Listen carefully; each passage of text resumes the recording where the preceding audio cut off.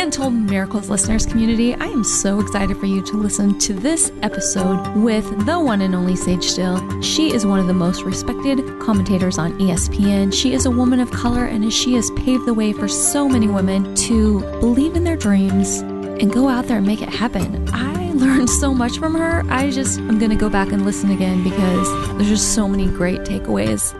I know you'll love it. Please share with your friends and family. Reach out to us at Untold Miracles on Facebook or Instagram and share what you learned and be a miracle maker for those around you today. Have a great day. It's all good, all gone. The sun come up like I knew it would. Just got to say it's all good. It's all good. Hi, this is Kelly Davis, your host of the Untold Miracles podcast, and today I am so excited for our special guest. She is one of ESPN's most popular and respected commentators and host of my favorite show on TV, SportsCenter. She's covered the Super Bowl, World Series, NBA Finals, the College Football National Championship, the Masters, and more. She's also a wife and mother of 3. She's an amazing woman and a big role model for me. Sage Steele, welcome to the podcast. Hi, thank you, Kelly. Thank you for having me. I'm so excited, but before we start, I just want to thank you for your support of Children's Miracle Network hospitals. You recently visited our Children's Hospital in Hartford, Connecticut Children's Medical Center, and you delivered Disney toys and spent time with the kids, and I love the photos that I saw because you were down on the kids' level, on the floor. What was your favorite part of that visit, and why was it important to you? I'm so glad you saw that. It was, listen, ESPN and Disney are so good with asking us to go into the community and reach out. And they're so respectful of our time and our travel schedules and our families. But I'm so thankful that they are so committed to things like this because, we can all get caught up in our daily lives, which are legitimately busy and crazy and stressful and chaotic and all those things. But you know what? Everybody's lives are like that, except these people at these hospitals, they have that plus terrible illness with their children. And some of them, they don't have that much hope. So what's a couple of hours out of my day? I know it's cliche, but it is great perspective. And just to see the faces, to see the kids.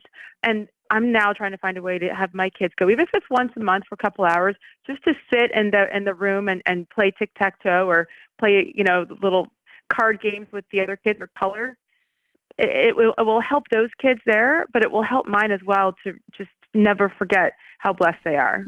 People don't understand that children's hospitals are nonprofits and they rely on community donations for support. And at Children's Miracle Network, we have 170 children's hospitals and we treat 10 million kids each year. And it's those kids that you met and their lives are being saved thanks to their children's hospital. So I just can't thank you enough for taking time out of your busy schedule to be there because I know that that's a day that they won't forget. It was awesome. On this podcast, we talk about miracles, and I'm sure you've experienced some big and little miracles in your life, but I want to start when you were younger. You were a very shy kid, yet when you were 12 years old, you told your family you wanted to be a sportscaster. Were there any miracles involved with you facing your shyness? The fact that I'm here today based on that beginning is a miracle to me and to those who know me. And listen, I have a very strong faith.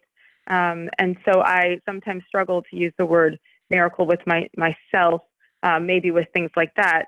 But, in some ways it does apply because I was this crazy shy kid, the oldest of 3, Army brat. We moved all over the world. By the time I was 11, we lived in 3 other countries besides the United States. And that was an amazing, awesome, diverse upbringing. But I was just born shy. And so it was really hard to, make friends whenever we'd switch schools. And then we'd be in different countries where our neighbors spoke different languages. Fortunately, kids can always find a way to communicate when you're just playing kickball on the street. But one of the things that I'll never forget as a kid is sitting on the couch on Saturday and Sunday with my dad and watching sports, no matter what part of the world we lived in. And so that's where my love of sports began. And then I was an okay athlete, but I knew that I'd never be good enough to do anything past probably high school. And I was right. So I just thought that was talking about sports and telling stories was like the second best thing besides being an athlete. And I wanted to understand their stories. I remember watching the 1984 Olympics. We had just moved into our house in Colorado Springs, no furniture yet, like the trucks were coming. And I remember we had a tiny little 12-inch TV that you had to lean over and actually turn the knob to turn the channel and the dial to turn up the volume. This was a long time ago.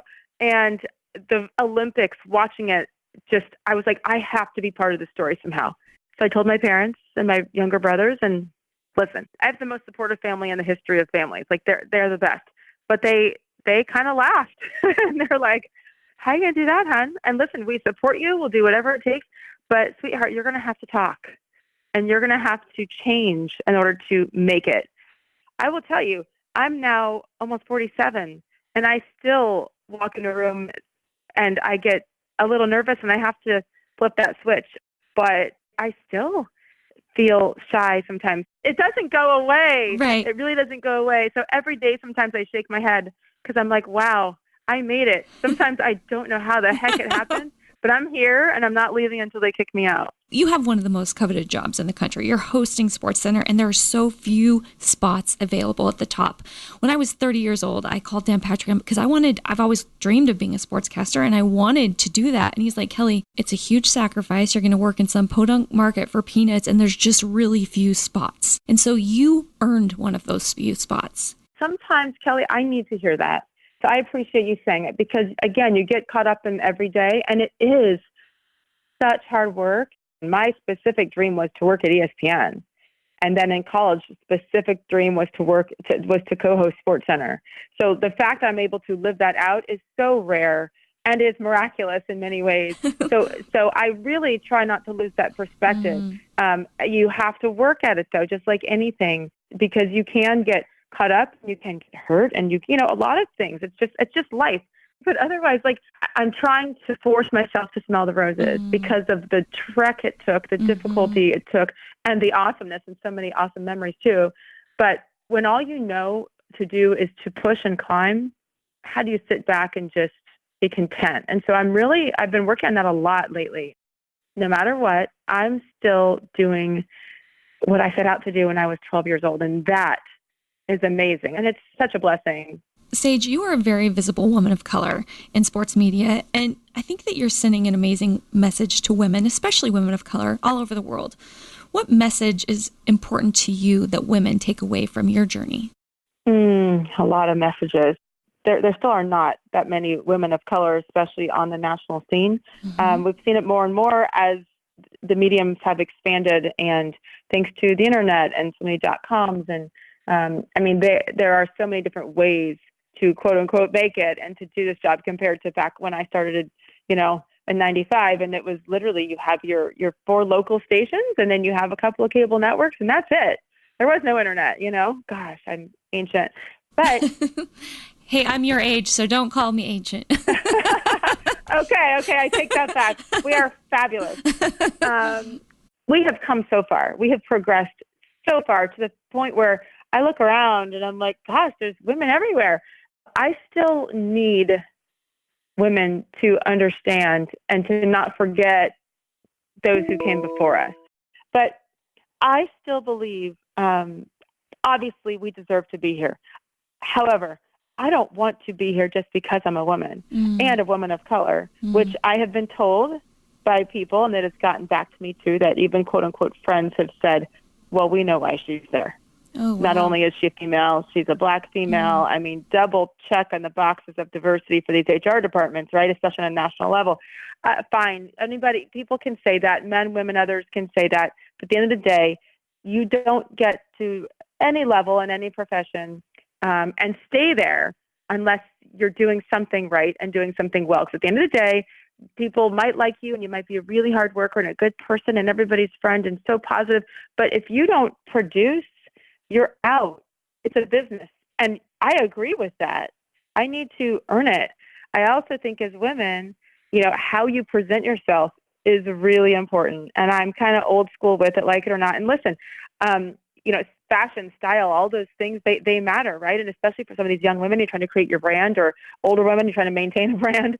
But there's a way to be professional and classy and attractive. You don't have to choose one or the other. But sometimes I see these women, especially in my profession, and I'm like, girl, what's your goal? Right. You're trying to be a journalist and get out there and be a professional and tell stories, or you're trying to get as many likes as possible on social media and, be some brand ambassador with your sexy clothes. Like what's the point? So I better present myself professionally. Doesn't mean I can't look attractive. But there's, to me, there's a fine line, and it is very subjective.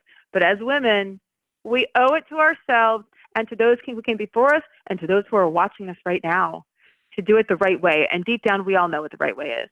Well, speaking of where you came from, your parents have been amazing mentors in your life. Your dad was actually the first African-American player to play varsity football at West Point. What is the biggest life lessons your parents have taught you? Oh my gosh, my parents, Kelly, are my ultimate supporters. I talk to my parents 2 or 3 times a day. No joke. Oh, that's incredible. I know. I'm so thankful. My parents have just taught me the importance of family. And no matter what, through this journey, through all the ups and downs, especially the last couple of years at ESPN, much less my entire ESPN career, there's been some tough times. They are the ones that have suffered almost more than me, because as parents, we want to protect our kids. But I can say this, my parents raised me well enough so that I know that once I'm done in this business, say what you want about my legacy and what I did or didn't do, but I am very confident that people will always say, gosh, she was nice. Gosh, she was friendly. She was respectful. And so that's what I'll always take from my parents and continue to and try to pass on to my kids.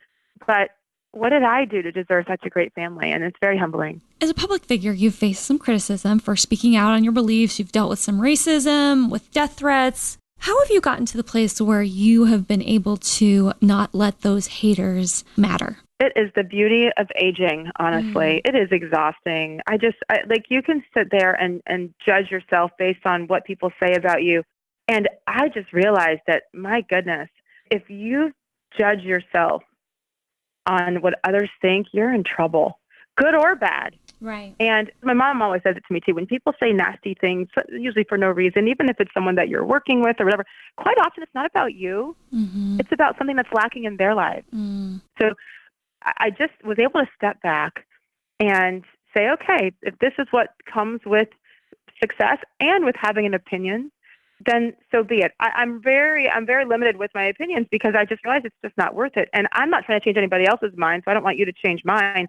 But the biggest lesson is for all those of us who preach acceptance and tolerance, it cracks me up that it's only when it applies to something that they feel. So if we're truly accepting and tolerant, that means it's not just the obvious things of race and culture and diversity.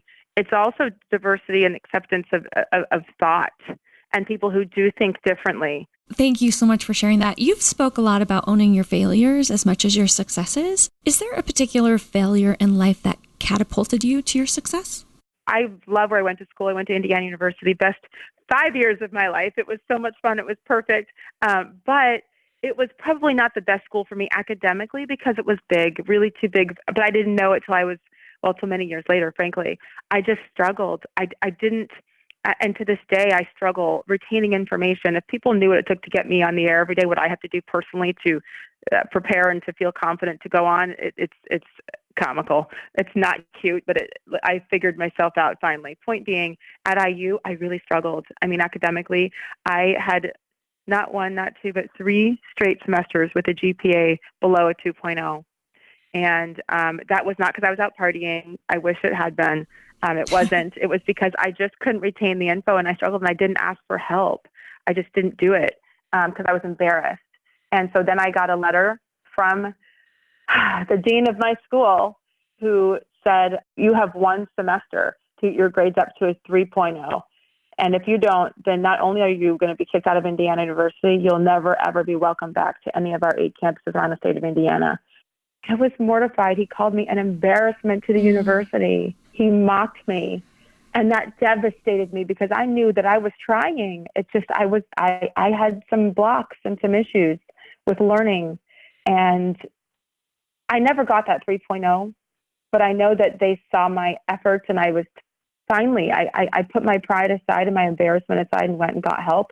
And I think that's the message that got back to him, and they allowed me to stay and to finish. And then we're like, here for the diploma, get her out, But like, that was such a terrible, embarrassing time. And I look back on it, and it did light a fire under me. I wonder if I would have made it, Kelly, without that time and that embarrassment, because it did toughen me up and make me stronger. Like, okay, I'll show him. And then it prepared me for every single stop I've made since then. So I'm thankful for the guy who thought I was an awful student and I was an embarrassment. I find so much inspiration from that. It truly is those really challenging, difficult times in our lives. It's the refiner's fire that make us who we are. But I want to talk to you really quick about the Miss America competition. They are actually partners of us. We partnered with them in 2007. They've raised $19 million for Children's Miracle Network hospitals. Oh, wow. Yep. You co-hosted that in 2017 and 18. And I wanted to know what your favorite part was. First of all, I was shocked to even get the call. And because, it's always sports related. I was like, wait, they want me to what? And I was like, oh my gosh, absolutely. I remember watching that as a little girl with my grandma. And she would always, sing the song to me. There she comes, Miss America. I can't sing, right? But Miss America. And I always felt so special. Like my grandma thought I was pretty. And it was just, when I was a little girl. And so to be asked to host it was insane, especially with Chris Harrison, who's a good friend of mine. And I'd worked with him one other time, and we hit it off. And then to be reunited years later on Miss America, where he had been doing it forever, was just so cool. It's by far one of the coolest, most special, iconic events I've ever covered. What impressed me the most was the character of these young women and what it took for them to get there. Of the tens of thousands of women across the country, probably hundreds of thousands, doing local pageants and competitions with the ultimate goal to be Miss America, to get there, what it takes academically, what it takes in the community for them to be constantly active in helping others, what it takes physically, which to me, the swimsuit competition was a wonderful part of the Miss America organization because of what it showed, especially in the past decade or so, which is health and strength and taking care of your bodies and being proud of them and standing up tall, which is what I try to teach my daughters in this age of social media, where there's just, bashing of people's figures unless you look a certain way. And those girls were healthy, strong women. What it took for them to get to that stage was incredible. And who they are as humans inspired me to do more and to be better. Right up there with it, to me, though, is the fact that they were the most supportive group of women I've ever seen. That's so true. I was shocked because that's not what you think. Because it's a competition, and you would think that, it might not be as much love, right, as they had for each other, but they truly care about each other. Exactly. Because that's how women are in my industry. Are you kidding me? Women are 10 times worse than men. And throughout many corporations and businesses in general, many fields, women just aren't. We can talk about the men, but have we looked in the mirror? Because we're not very supportive of each other in many, many, many ways. We say it, but we don't live it. So these women were so supportive and so kind towards each other. It was literally, in my 24 years in this business, top 3 thing that I've ever covered or done. Wow, that is saying a lot when you've covered the Masters, Super Bowl, NBA Finals. I know. Wow. Well, I actually wanted to ask you, you've covered the biggest sporting events in the world. What has been your most memorable moment? There was a moment, I want to say it was in 2014 or 15. I can't remember, but it was LeBron's first year back with the Cleveland Cavaliers, and they were in the finals against the Warriors. So maybe that was 14. I can't even keep track. And our set for NBA Countdown, and it was, the NBA Finals, it was game 3, the first game in Cleveland. And we're on ABC, and the set was down kind of in the middle of the arena. So it's amongst the fans. And we were 90 seconds out. I was sitting with my crew, and it was Doug Collins and Jalen Rose and Dwayne Wade, I believe, was doing that finals with us as a guest. And it was 90 seconds out, and I couldn't hear myself think, Kelly. It was so loud. LeBron's first year back, they made it to the finals. Insane. And I got emotional because I went back to being that 12-year-old girl on the couch with my dad, having this dream that nobody thought I could achieve, including myself, all the years of doubting, all the years of being told that I couldn't do it, even by people at ESPN, even leaders. And there I was 90 seconds out from one of the biggest broadcasts of my career with people I had admired and looked up to forever. And I was the host. And the fan in me was in awe of what was happening. And then the professional in me was like, here I go. And I was like, oh my God, what am I going to say? My mind went blank, and I was like, ah. And then I just said a quick prayer, and I got really calm, and I looked around and I smelled the roses, what I always preach about. And I took in those fans and the screaming and realized the world is watching, and you're front and center for the sport that you love.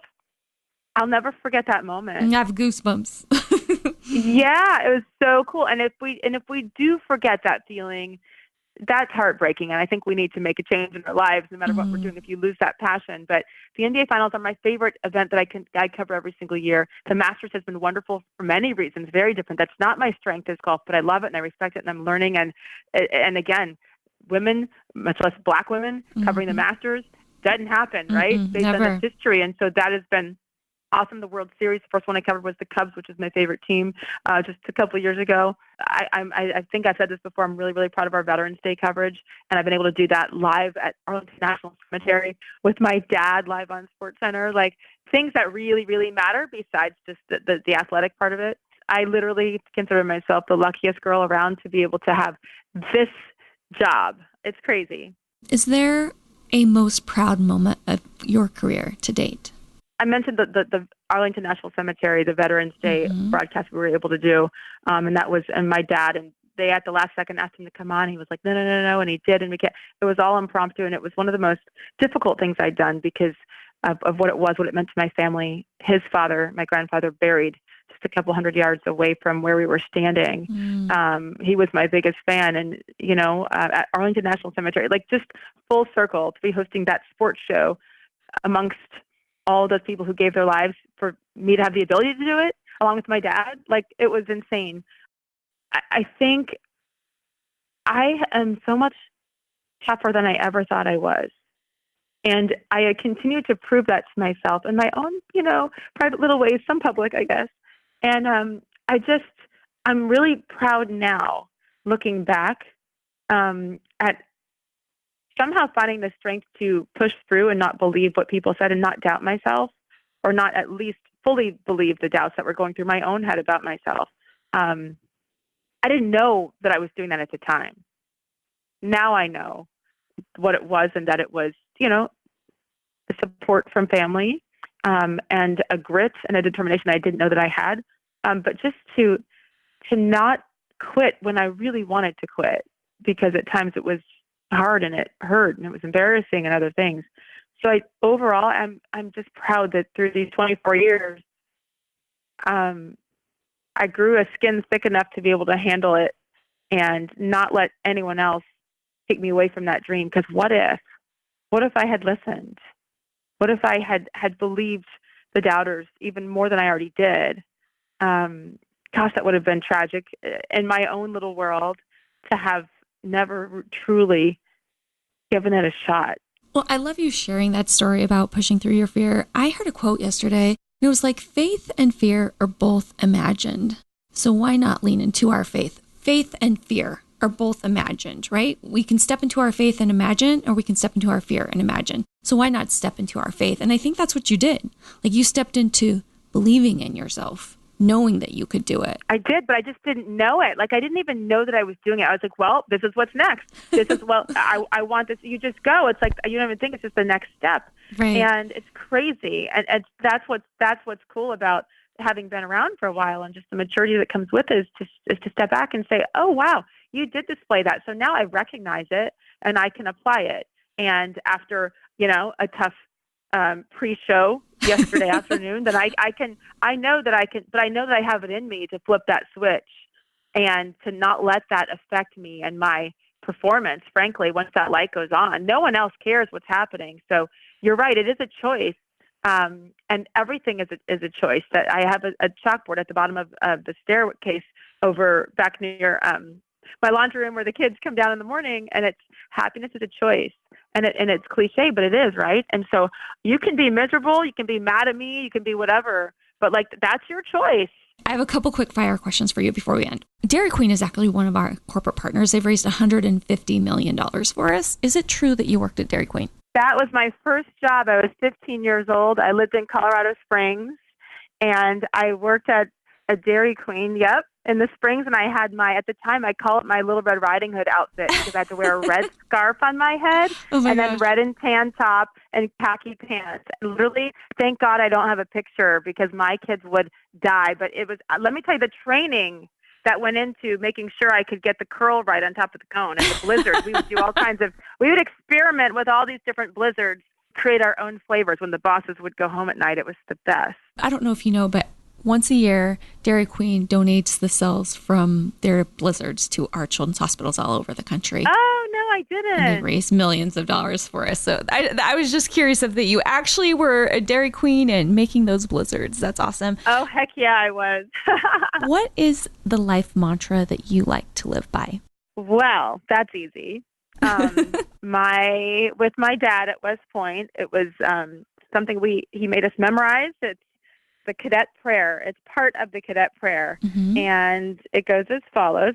Help me to choose the harder right instead of the easier wrong, and to never tell a half truth when the whole can be one.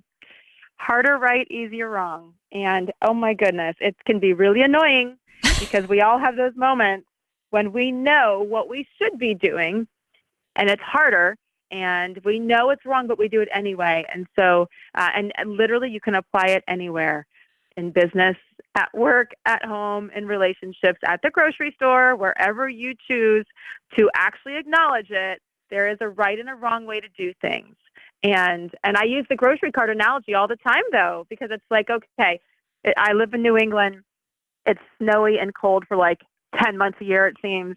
And I've got 3 kids and the groceries and the cart and full of stuff. And I have to race off to pick up somebody from practice. And you don't want to go return the cart. No, you just want to shove it up on the cart, Right. or you try to strategically place it along the line, the parking spot, the parking place line, so it doesn't hit the cart. No, are you kidding me? So you're going to leave it out there for some other poor kid to come out in the bad weather to schlep the cart that you're too lazy because you're more important than them? Your time's more important than that. Give me a break. So use the grocery cart analogy, and it's just, and then it's easier, and you know when you're doing things and afterwards that you've done it the right way. Harder right, easier wrong. Oh gosh, that's so good. Is there any sporting event you haven't covered yet but want to?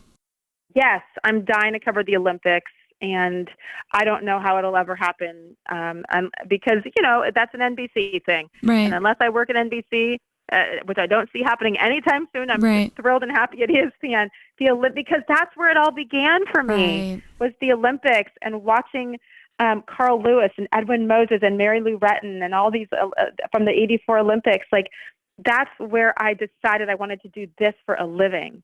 So I would do anything to go to the Olympics. I don't know. Someday. That's my dream. That's all that's left. What are you most excited about in your life right now? It's so cliche, but to be my true self.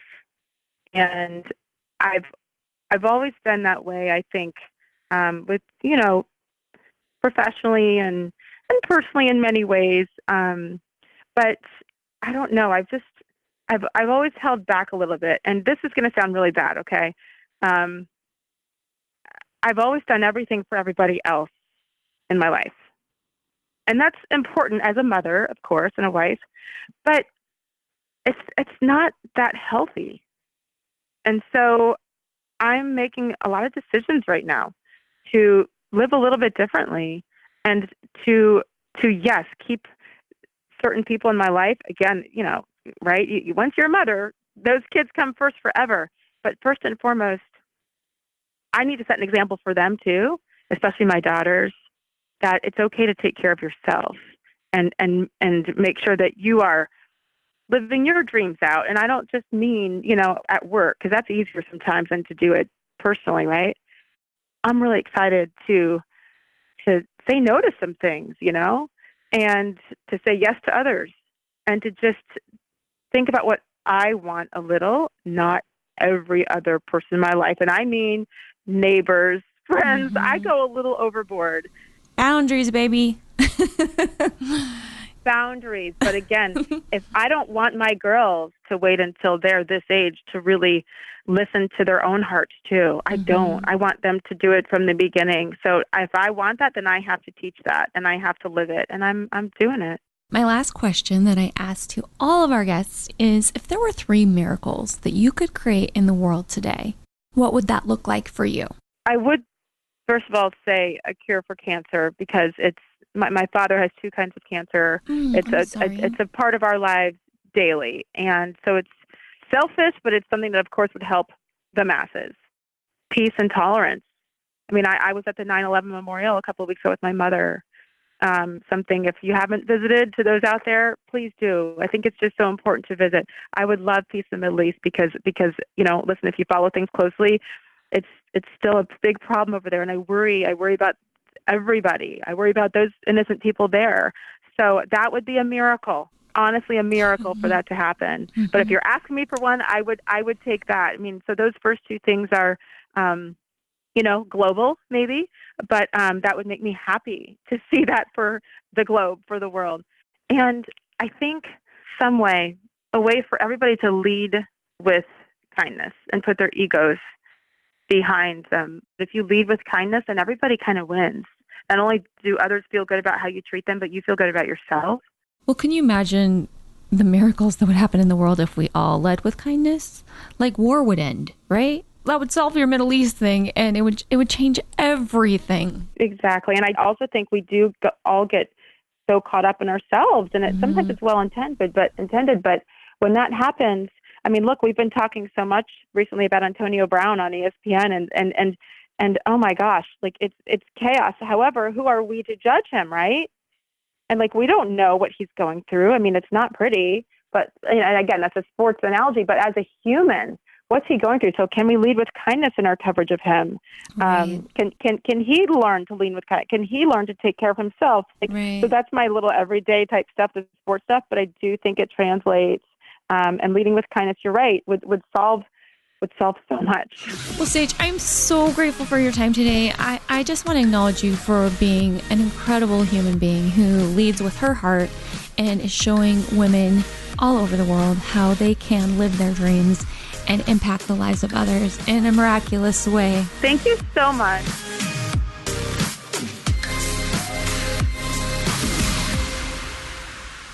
You have power. The power to save lives. The power to defeat illnesses. The power to use games for good.